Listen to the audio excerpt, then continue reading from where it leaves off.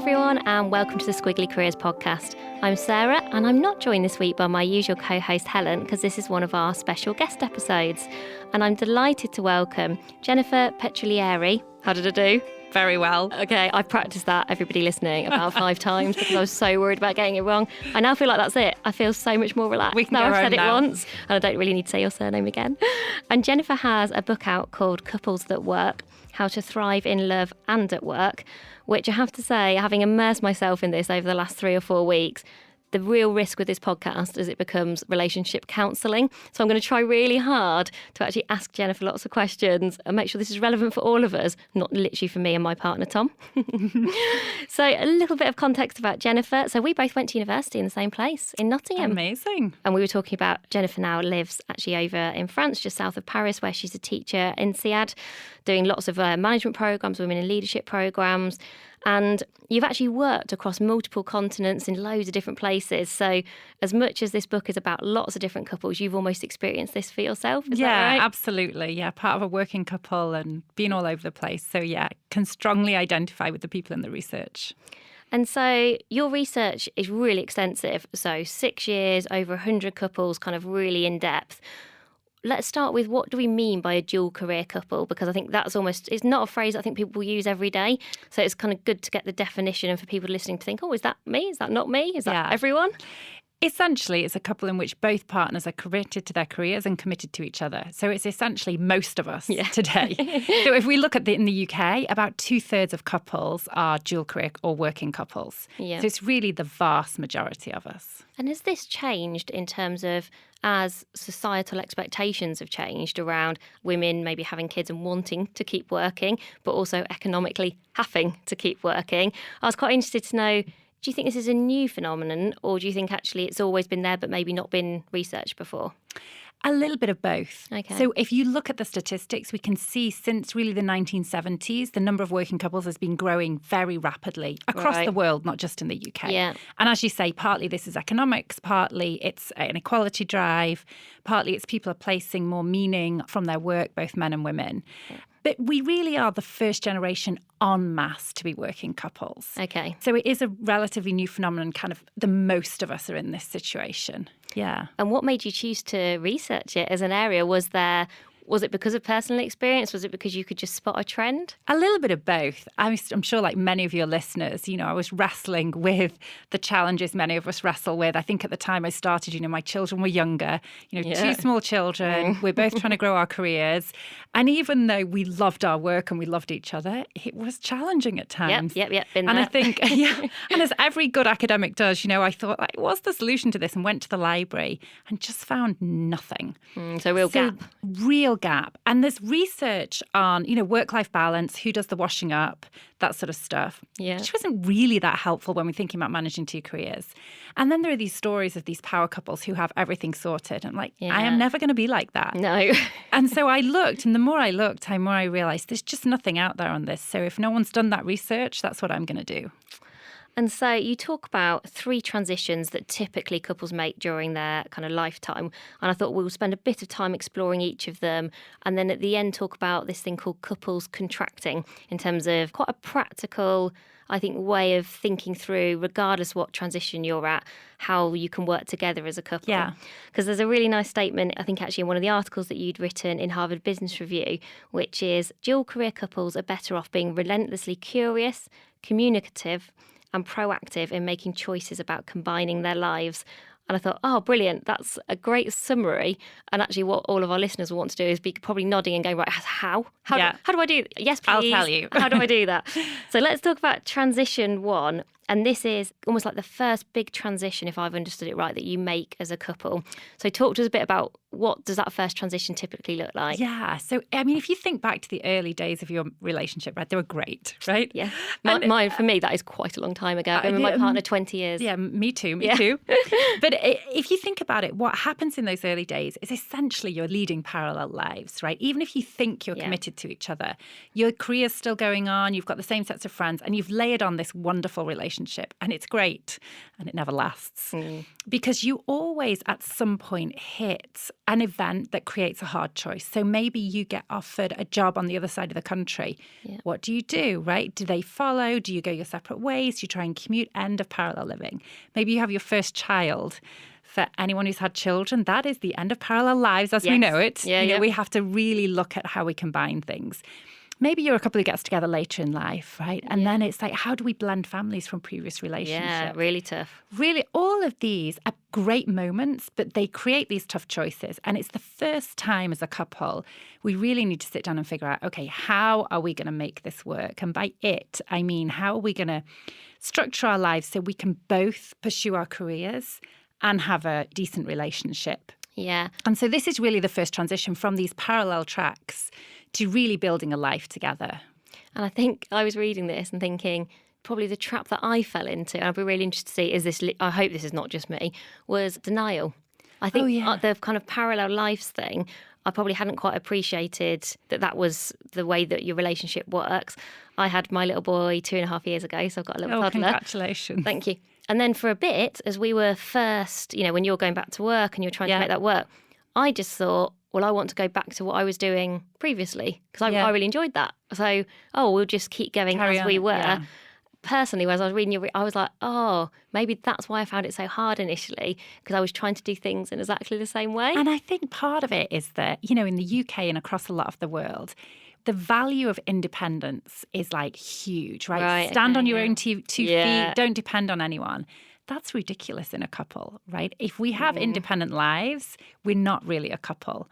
And I think this first transition is all about moving away from that denial that we're just on these parallel tracks and we happen to be in love, to really looking at how can we craft an interdependent life where we truly rely on each other in a way that's helpful, not in a way that's bad or doesn't mean we can't stand on our own feet. And you talk about some of the traps as well that people typically fall into. And I think I was like literally ticking them off. I was like, I did that. And one of the traps you talk about is almost being too focused on the practical. Because I think you do get very so natural. Spreadsheets, what does that look like? And as I was reading this, I had just sent a spreadsheet to my partner with nursery drop-offs and pickups. And I was like, oh no. And it's not that you're saying those things are wrong, but I think sometimes perhaps people get so focused on just the ins and outs of maybe day-to-day living that you're maybe not having some of the bigger conversations. Is that the point? And I think time and time again I'd talk to couples and they would say, we've Google synced our calendars, we've got the Excel spreadsheet, we've automated our shopping lists, and it's still not working. And it's because, of course, those practicalities matter, but you can do all that you want and it's still not going to work. Because what really makes it work, especially where you are now, right, in this first transition, is that you have that conversation around the principles of your relationship, right? What really matters to us, what are we trying to pursue? And what are the yardsticks by which we're going to measure our life, right? Yeah. Whether that's a career goal, whether that's, having time to pursue something outside, whether that's the kind of couple we want to be. And unless you have those conversations, it's impossible to fix the practicalities because there's no logic to it, right? You're just trying to cope as opposed to thinking, okay, what do we really want to do and pursue and what can we afford to let go of? Because none of us can do everything. No, one of the things that I really liked is actually, so at the end of each of the transitions in your book, you do a lovely kind of summary chapter in terms of the key questions, but also some of the key things that you found. And there's a specific point I pulled out that just really kind of resonated with me, and I don't think that we talk about very much at work, which was around kindness. And you talk about it being such an important predictor of relationship satisfaction. And you describe how when we get really defensive and kind of defensiveness, you get into a real vicious cycle of kind of negativity. And also I think the point is we've all been there. We all do that at some point. But if you get into kindness and almost assuming the best positive intent, you get into a virtuous cycle of actually positivity.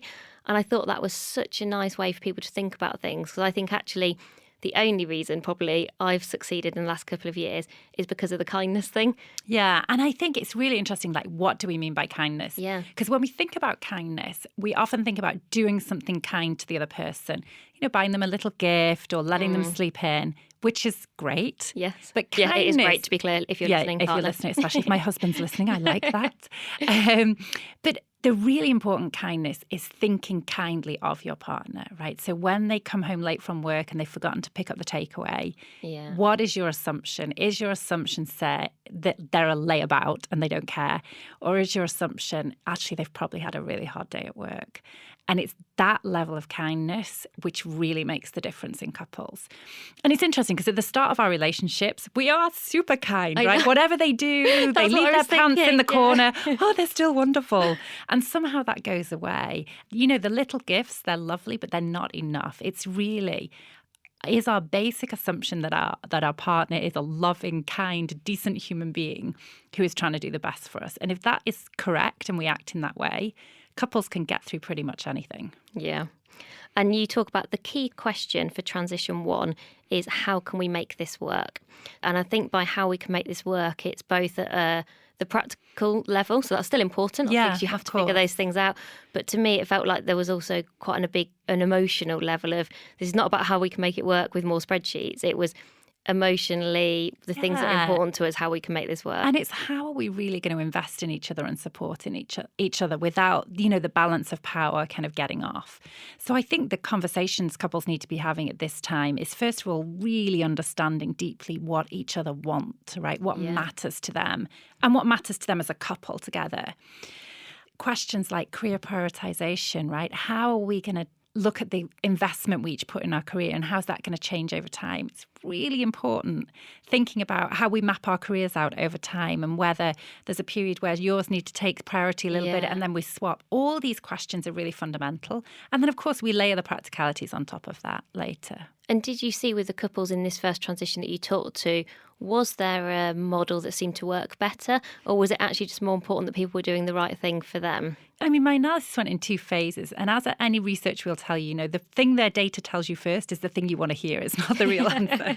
So when I first analysed it, I found that the couples who did best were couples who, and when I say best, I mean they were happiest in their careers and relationship, not they became CEO or whatever, were the couples who really placed joint emphasis on their careers. And I was like, yes, that's my husband and I model, tick. Yeah. And then, of course, I was like, I'm a little bit suspicious. So I looked at the other models, and essentially what I found is anything can work really well. Okay. The key is whether it's been very explicitly negotiated and agreed. And the reason that joint priority seems to work better is it's quite hard to maintain.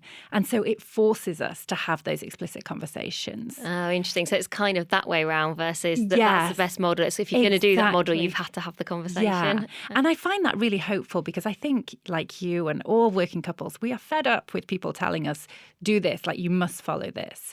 And I think what this really showed is actually you can make anything work as long as you're really explicit and you negotiate those principles up front. Yeah, and I think for some of us, certainly in my case, that's the unfamiliar and the unknown. Because if you're maybe a couple that are just very good at having those kind of conversations, perhaps it comes more naturally, but you've probably not needed to have them. And so certainly with me and my partner, that's probably not really the sorts of conversations we've had.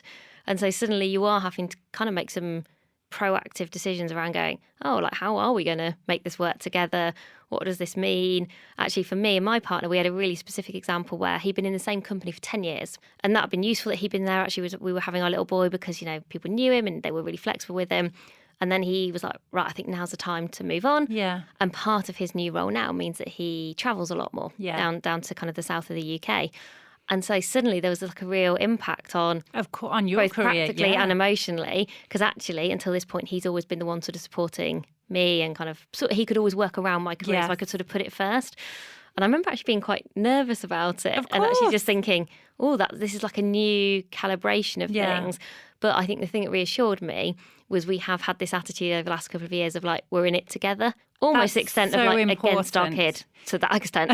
But I think it's so important. I think where couples fall down is where they get into extreme trade-offs. I give you X, you give me Y. This is the road to hell. It's much better to form this view of we're in it together. And so what can your husband's new job give to you jointly together? And I also think it's really normal that most couples start to develop the habit of these conversations in the first transition. In the moment, And that's not a bad thing. What's a bad thing is if they don't. Yeah. And this is where couples start to go on the rocks, is if they negotiate their way through that first transition purely on the practicalities, then they're really setting themselves up for some tough times ahead.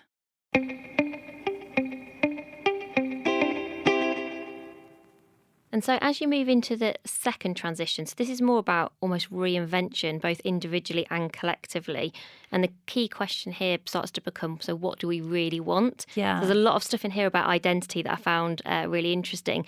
So what sort of triggers the second transition? If the first one is almost the first time that your lives go from being kind of separate to connected, and you're in that connection now, what's the second trigger? The second trigger is really about career stage. So if you think back to your career in your 20s and 30s, whatever we think, it's always a mix of what we want plus social expectations. Yeah, you talk about what we should do in the book, which I really liked. I was like, sort of should do these things, so you feel like you should. And so we've spent really the first 2 decades of our career striving, building our career, building a relationship, some of us building a family as well. And it's a mix of the things we really want to do, and also, our parents nudge us in one direction, and all our peers are applying to this industry, and it seems quite cool. So I live in France now, and smart kids become engineers, whether they want to become engineers or not, and all cultures have this. And in many ways, that's okay, right? All these people love us. They want to push us in the right direction. But what happens for everyone at mid-career is they've done all that striving, and they take a step back and think, is this really my path? And often the answer is no. And it's not necessarily that they want a radical shift, like, I'm going to set up a ski chalet in the mountains. But although that would be nice. Yeah. But many people at that stage really just think, okay, this is a time to really think through my direction in life and really what we want from life. And it's also a time, and I'm this stage now, sort of mid-40s, where you feel like, if I'm going to make a change, it's now. I still have a bunch of time left, but I'm not getting any younger. Yeah. And it feels just more urgent to really grab the bull by the horns and say, okay, what really is the direction I want to go in? And I think, it relates to your work on careers, these real turning points where I feel like I need some blue sky thinking, really think, what are my strengths and what is the direction I want to go on? And it's tough for couples if both of you are questioning this at the same time.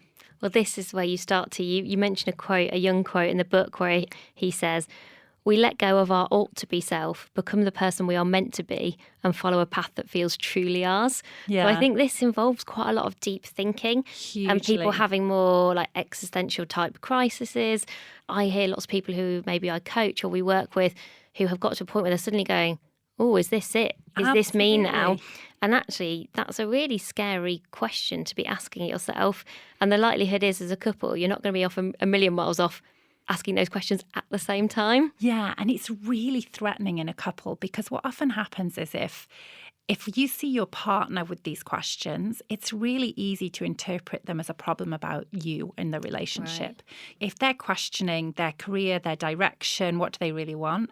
Is that because I've done something wrong? Is that our relationship? And so this is a time that can be very tense in couples when both are wrestling with these questions.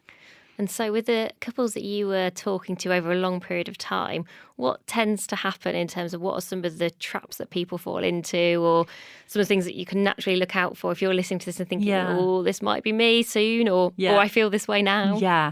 I think there's two things. One comes back to your sense of denial, right? Mm-hmm. So what happens sometimes, and for many of us, I think, is when we get to this stage, life is going okay, right? Yeah. Our careers may be going okay. We've got a decent relationship. Maybe we have kids, they're doing well. And there can be a sense of, I shouldn't rock the boat. And so I say, okay, I'm going to just ignore those questions and, bottle them up. But of course, we all know what happens when we bottle those questions up. Eventually, they come back to bite. So that's one trap, this idea of I'm just going to kind of ignore them and hope they go away. Head in the sand moments. Yeah. And I think the other is, and this is really about couples, is the way we support each other needs to drastically shift at this stage.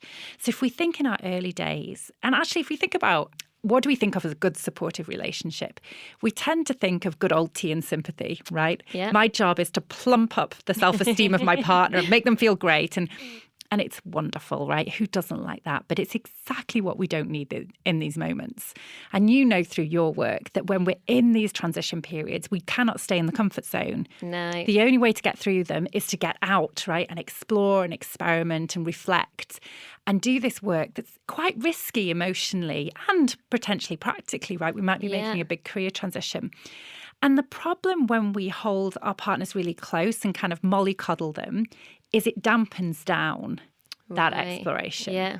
And so what I find, the couples who do really well in this transition really flick their model of support from this very cozy tea and sympathy model to a model that I describe in the book of a secure base. Now, what does that mean? It's a psychological term that essentially means, yes, there's that comfort, but essentially instead of that loving cuddle, it's a loving kick in the ass, if I can put it that way. That's a great way to put it. So it's really I hear you're wrestling with these questions, so get out there and do something about them. Okay. Now, it's really counterintuitive, right? Because if we're feeling a bit wobbly in our couple, our tendency is to hold our partner close. But in fact, this is the opposite. It's like, okay, I need to push you away from the relationship in a loving way to let you explore and really find the answers to those questions, and then we'll figure it out together. I also think one of the things that struck me was you described some of the couples in your book around people feeling like they were on like the success train. And I suspect that's quite common where, like you say, you have been quite successful and you're progressing and you're thinking, oh, I could keep going.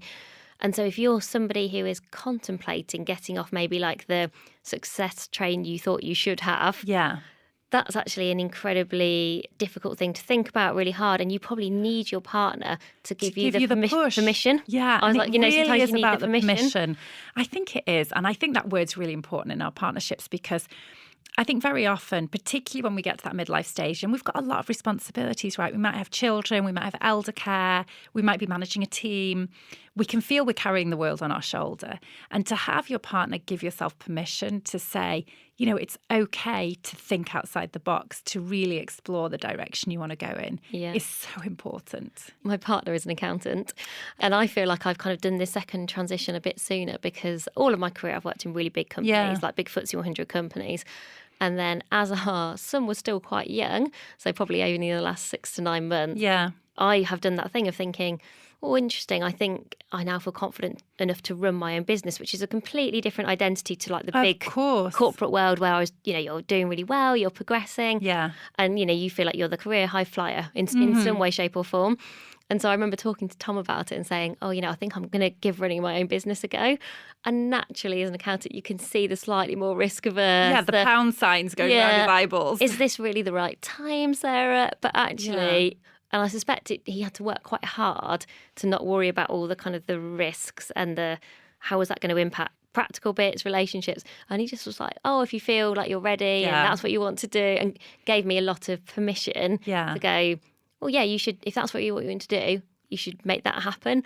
And I didn't need lots from him, but I think I did need him to not ask me lots of very practical questions, you know, like, and that's what's so important because I think sometimes I'm already thinking about those and panicking anyway. Yeah, I think sometimes we think about this role of giving our partner a loving kick up the ass, but it's not a nagging role. It's not a, and did you do this? And did you talk to this person? No. It's really a kind of free range role. And it's also great that you recognise his role in your transition, because I think it links a little bit to the kindness question, but so many partners ignore how instrumental their partner was. And I think it's so helpful, and I hope you tell him it too, that is like opening the couple, because I think that's where resentment can come into the couple, right? Where he's really, in some way, has taken a risk for you. And it's so important that you can acknowledge that to him and that is acknowledged in the couple. Yeah. And I think So I hope he's listening. Yeah. Do you know what he doesn't? Like, genuinely, he doesn't. Well, this episode. And I'm always like, this should be the one episode. Yeah. And I was saying, oh, maybe, I said to him, maybe you should come and like listen to this and be part of it. And he was like, oh, no, I don't want to be in the air, etc. So that was a step too far for him. And so I think then as you're getting into the third transition, this is very kind of different again. So you talk about, it's kind of titled Loss and Opportunity. And the key question here is, who are we now? So kind of a reminder, the transition one was, how can we make this work? Transition 2 is, what do we really want? The kind of the points around identity, which I think were really interesting. And then this third is almost like, who are we? So what's happening here, and when are typically people in this stage? Yeah, so this is really linked to that phase of life before retirement, and often quite a long time before retirement.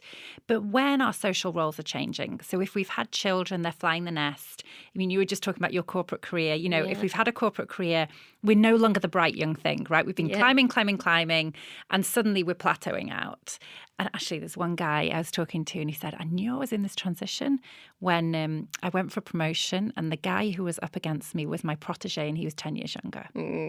So it's those moments where really the seas are turning.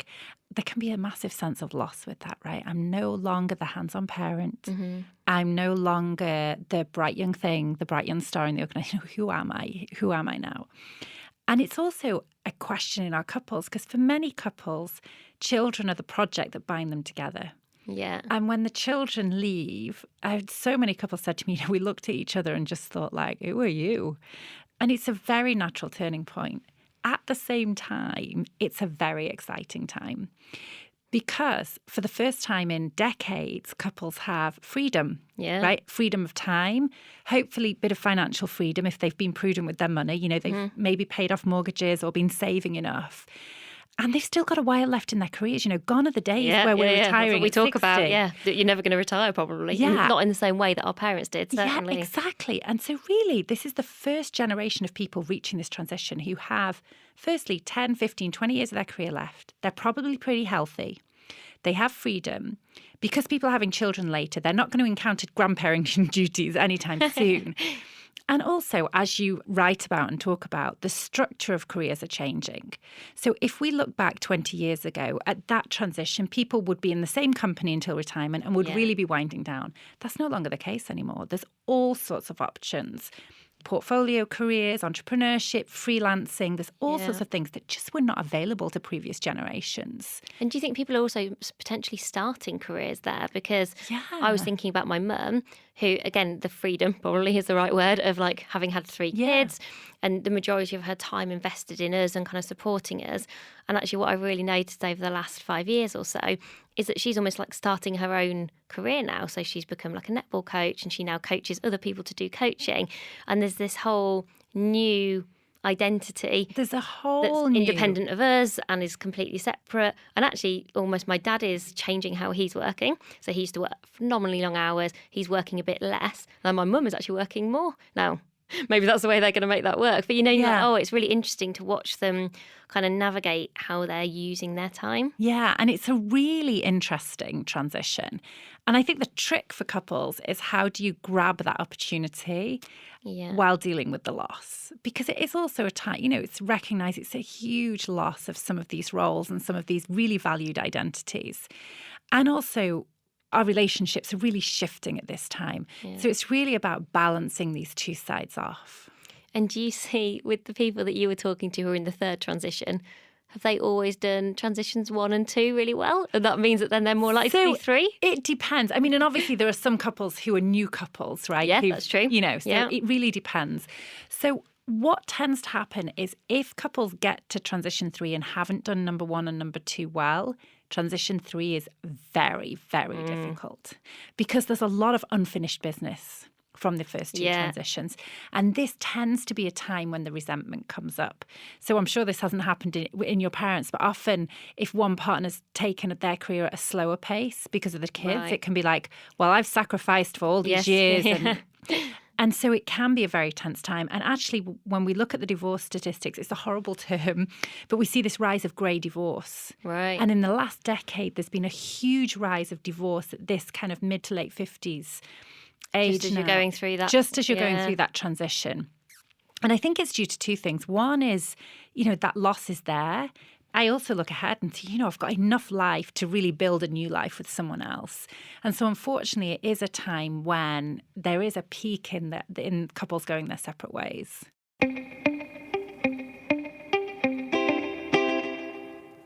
And so for the people who you interviewed where you do see they are kind of going through this well, and if people are listening thinking, oh, this is sort of me, or I'm maybe approaching this moment, what sort of things should they be thinking about? Yeah, so the couples who did really well in this transition did 2 things. And one is which is really sweet, so I'll save that to the end. The first thing was they didn't ignore the losses. They talked about them and really acknowledged them, but then they moved on to the opportunities and really spent time broadening their horizons. So if we think in our 20s, 30s, 40s, and really early 50s, we are focused on careers, our relationship, our family if we have one. Then you fall into bed at the end of the day. Yeah, and you go, wake up the next day. If you've made it work, you're fine. Yeah, and if you've made it work, it's fine. And you say, one day I will do something in the community. And this is a time when we can really broaden our horizons. So the couples that do well kind of really broaden their horizons past those three things and look at community, volunteering, legacy, really broadening out.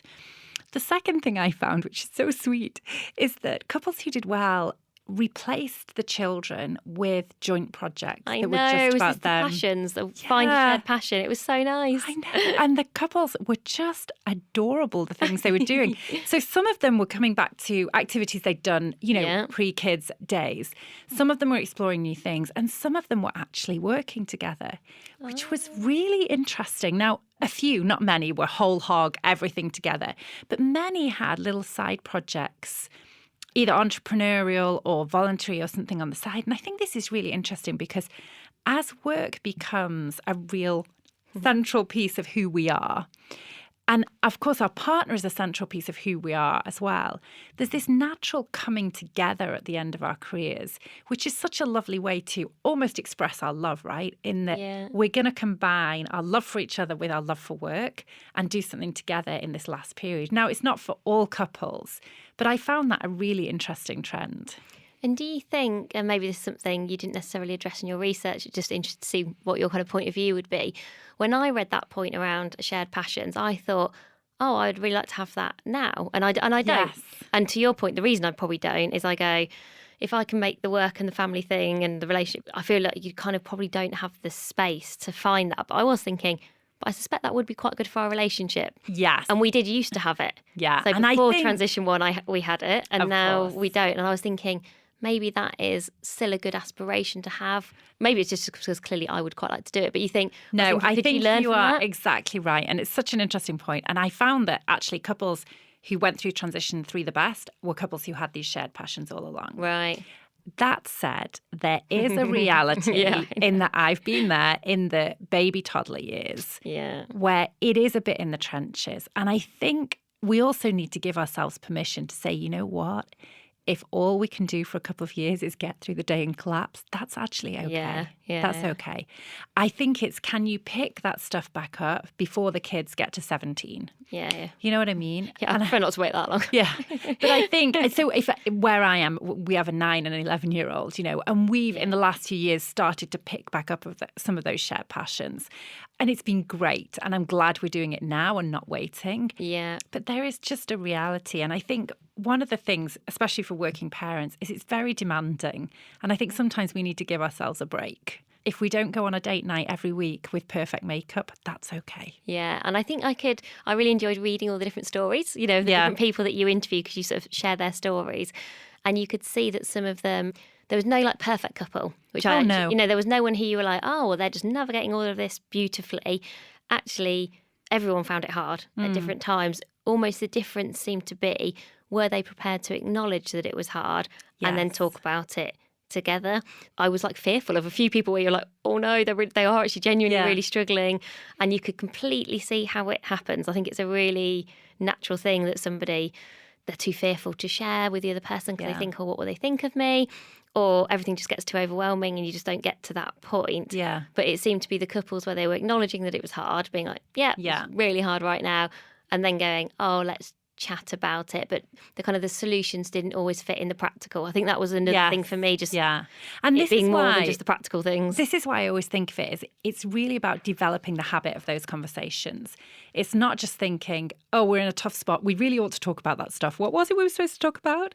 It's really developing the habit that this is part of the fabric of your relationship, that you talk about your direction, what you want out of life, where you're going, and you share the things that are irking you. Rather than bottling them up until you're facing this big transition or this hard challenge. And then you're having to unpack all these layers at the same time. Yeah, and that's, you summarise, particularly in the Harvard Business Review article I was reading, there's a really good summary of something that you call couple contracting, which I think is kind of linked to lots of things that we've talked about, which is across all 3 stages, it's really helpful for couples to discuss 3 specific areas, which are values, boundaries, and fear. So we talk a lot about values at Amazing If and through kind of squiggly careers around values being the things that motivate and drive you, and how important it is to kind of understand the values of the people around you. And is that sort of what you mean in terms of in a couple? Because if it is, Helena's going to be so smug because she shares her values with her husband and she once talked about that. And she often says, oh, you know, me and my husband actually talk really openly about her values. And I'm always like, oh, you know, I'm not sure that's something my partner would do. But is that essentially what we're talking about here? Yes. And I think it's really important to define what do we mean by values. Yeah. Because I think people think like, I value family. It's like, oh yeah, what does that really mean? Yeah. So I think it's about getting, and perhaps a more accessible question for your husband, if he doesn't like values, is what really matters to you? Yes, yeah. We always say what's important to you. Yeah, what That's really sometimes matters. a good way. And I think it's important to think about this holistically. So it might be a career goal, right? So if we take your career goal for this year, it's about building that business and, you know, getting yourself settled independently. It might be a family goal around, you know, we want to be an adventurous couple. And how are we going to bake that into the way we are together? It might be financial stability. It might be all these things. But I think it's really important to get very specific. I think the problem with the word values sometimes is it's a little bit nebulous and sort of woolly. Or what does that mean? And time again, I'd talk to couples and they would say, yeah, we both value X, right? We both value family. And I always spoke to couples separately. When I spoke to them separately, I would say, okay, what do you mean by that? And they would say completely opposite things. And it's like, okay, that's why you're struggling. You know, on the surface, it looks like your value is the same. And that's why it's really important to talk about these things rather than just naming them, right? There's a big difference between like, here's my list, let me see yours, to, you know, what does this really mean and what might that look like for us and how are we going to make that work? Yeah, we always talk to people about if you're doing your values, the definition of what you mean by that word is almost more important than the word. Exactly. Because you and I might both say, oh, we really value trust or loyalty. Yeah. But what we mean by that could be just so different. So yeah, I think like you say, the accessible question is probably like what matters to you, what's really important to you. And even actually, as I've been over the last couple of years talking to my partner about the next 4 or 5 years, one of the things that clearly matters to him is that he'd really like to do a 4-day week. Oh, yeah. And so, and actually, I find that really specific and really useful because you go, oh, okay, that's helpful. Partly because he wants to be like around a bit more for our toddler. He won't be quite a toddler by then. But also, you go, that's got some financial implications. That's okay. We've got time. Yeah. He's not saying he wants to do it right now, but that's something that clearly he is aspiring to in terms of one of the things that he wants to do, which I think comes on to the second one a bit, which is about boundaries. So when we say boundaries, what kind of boundaries are we talking about? And boundaries are really important. So they might be time boundaries, like you're talking how much work is too much work. Yes. And that might be important for your husband. He really wants to work 4 days a week. But it's also important, like if he took a job that was 100 hours a week, that's really going to negatively impact your career. Yeah. So it's also the boundary between. It might be a location boundary, right? Yeah. Is it that we have agreed we're staying in London and that's it? Or, you know, what if one of you get offers a job in Birmingham? Where does that, you know, so these location boundaries.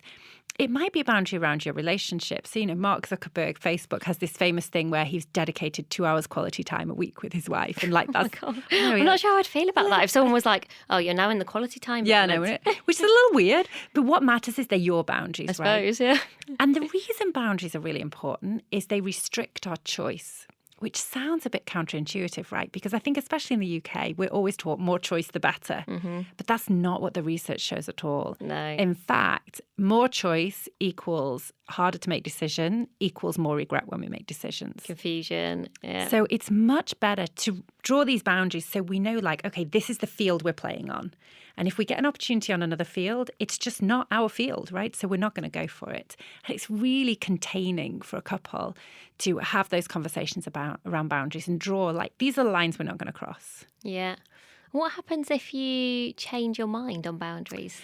And this is why the conversation needs to be ongoing, right? If the boundaries you discuss at 25 are the same as the ones at 45, I would worry. Yeah, of course. You know, so it's like natural for them to evolve. Yeah, of course they evolve. But they're not a moving feast. Yeah. Right. And this is why I think it's an ongoing conversation. But when we face every transition, whether it's the birth of a child, whether it's you go independent, you know, whether it's a career transition, it's really important to revisit those and say, OK, have any of these changed at this point? Yeah, and actually, I appreciate Helen and I are not a couple, but it sometimes feels Of like we are. course, yeah. A dual career couple together. We sometimes joke, but sometimes it's not even that much of a joke, I don't think. But we actually do have these conversations together about boundaries, because actually, if our boundaries were really different, so let's say I was like, oh, I'm happy to travel the world with Yeah. Amazing If, just go wherever, it doesn't really worry me.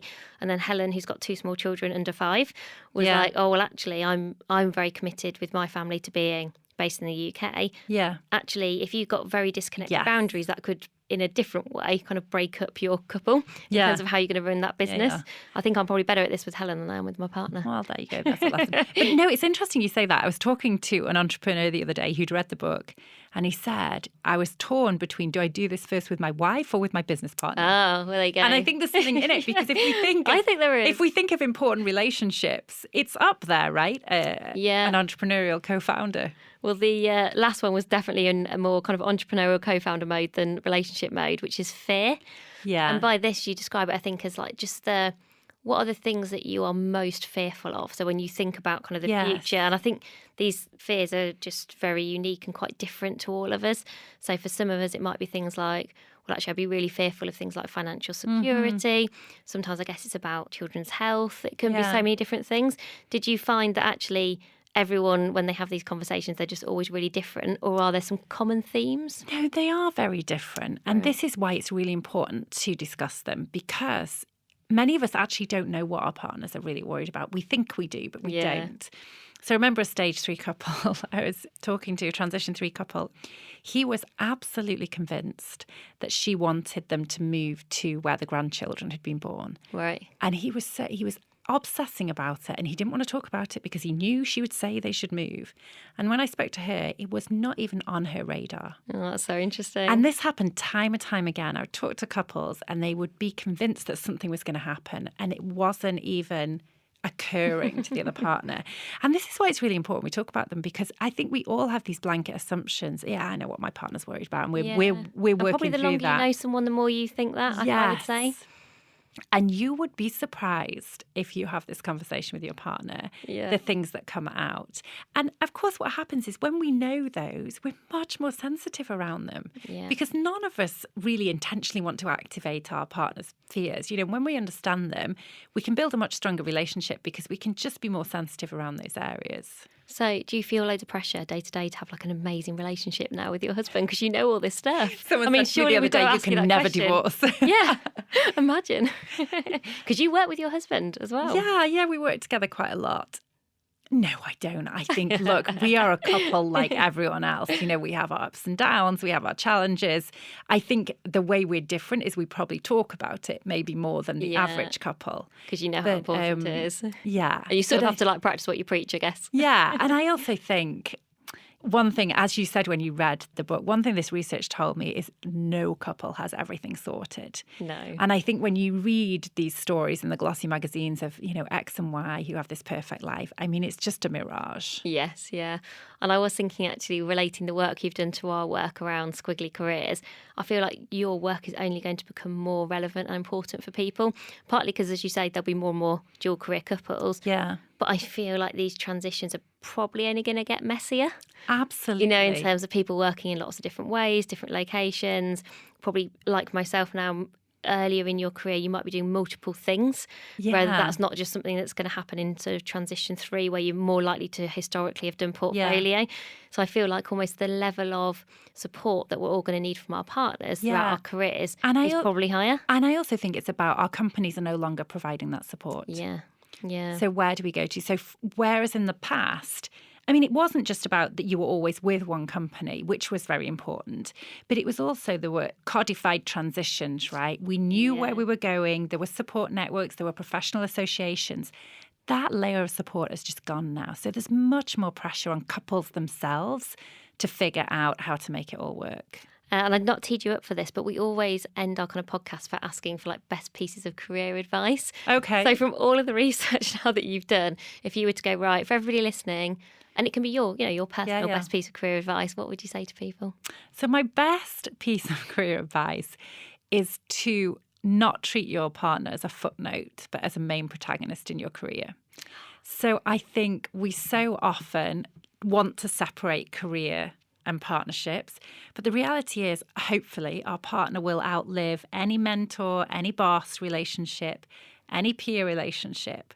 And yet we so often ignore them as a source of advice, a sounding board, a really integral piece of our career. So that's really good don't advice. forget the person closest to you. Oh, that's really good. I think it's like you say, it's so easy to take those people for granted. Yeah. Because they're always there. Yeah. But I really like the point around they are your constant. Yeah. Essentially.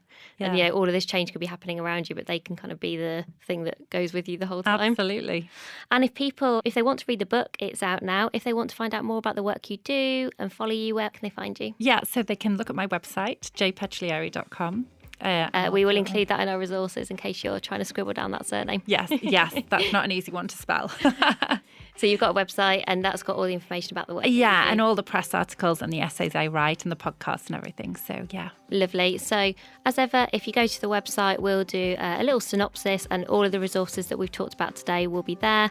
If you want to follow us on Instagram, we're just @AmazingIf, which I know many of you do already. And we'll make sure that we have the podcast episode with Jennifer on there, as well as her top tips and her best pieces of career advice. For now, thank you for joining us, Jennifer. It's been a fascinating conversation. I feel like I didn't do too much selfish stuff. We'll do that when it's turned off. Yeah. So thank you for joining us. Thank you. And we'll speak to everybody again soon. Bye for now.